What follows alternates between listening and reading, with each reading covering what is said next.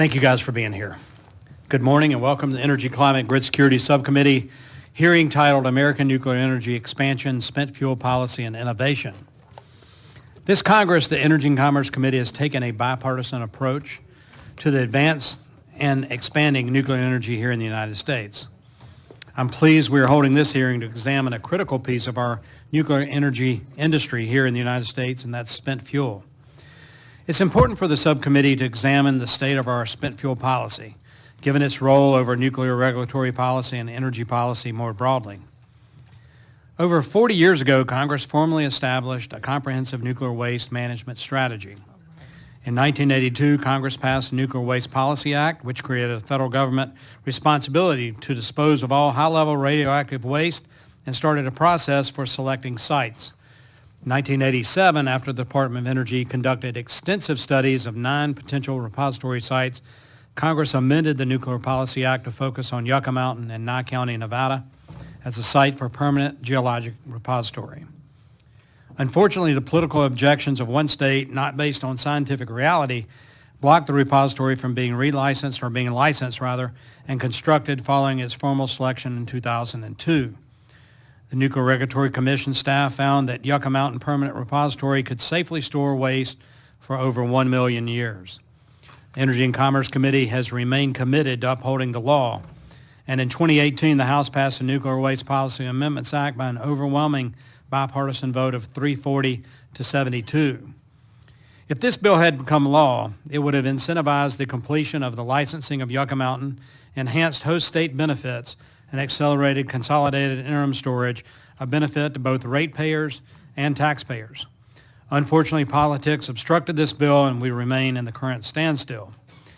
Ratepayers across the country have paid nearly $50 billion into the Nuclear Waste Fund to establish a permanent repository.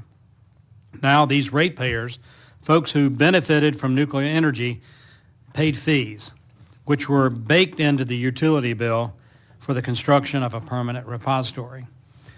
With interest, ratepayers in my home state of South Carolina had contributed over $3 billion to the Nuclear Waste Fund. This is the third most of any state in the nation.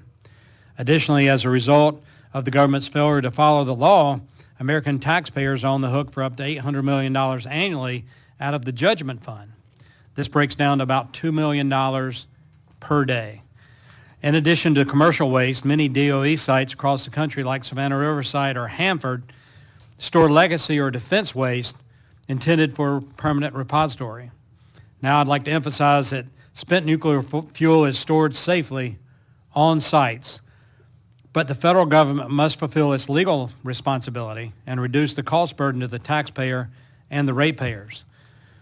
Spent nuclear fuel in the United States also provides an opportunity to be an asset as we deploy advanced nuclear technologies. The technological landscape has shifted since the 1980s, and companies like Oklo and Curio and Shine are aggressively pursuing reprocessing and recycling technologies for spent fuel.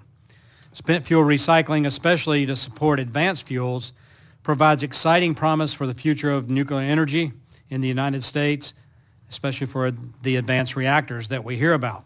Our policy should reflect innovations and advancements as part of an integrated fuel system that includes a permanent repository. It may seem we're at a standstill, but we should look at this as a moment of opportunity for the United States of America. The U.S. has always led the world in nuclear energy advancements. The Manhattan Project harnessed the energy of the nucleus atom, and the Atomic Energy Act of 1954 ushered in the age of the peaceful use of the atom, demonstrating American leadership around the world and the amazing benefits of nuclear power. We're on the precipice of the next frontier of nuclear energy here in the United States. Recently, the House overwhelmingly passed the Atomic Energy Advancement Act that Ranking Member DeGette and I put together to advance durable bipartisan policy that will expand nuclear energy. Responsible and effective spent fuel management is a critical part of the equation. It can help foster nuclear expansion here in the United States. I look forward to hearing from our witnesses today on the opportunities and challenges associated with spent nuclear fuel management in the context of nuclear energy expansion. I'll take my last 10 seconds. I've been to Yucca Mountain. I've stood on top of that mountain. I thought, if we can't put the nuclear waste of the nation here, we're not going to be able to put it anywhere. The repository was chosen for a reason. I've also been to Hanford. I've been to Savannah River site, understand the EM process going on there, the high-level legacy waste that's coming out of the tank farms, been vitrified or being vitrified and needs to be stored somewhere. That's waste that I don't think can be reprocessed as spent fuel. So we have legacy waste that needs to be stored. We have spent fuel that's an asset for the nation that can be reprocessed and used as a fuel.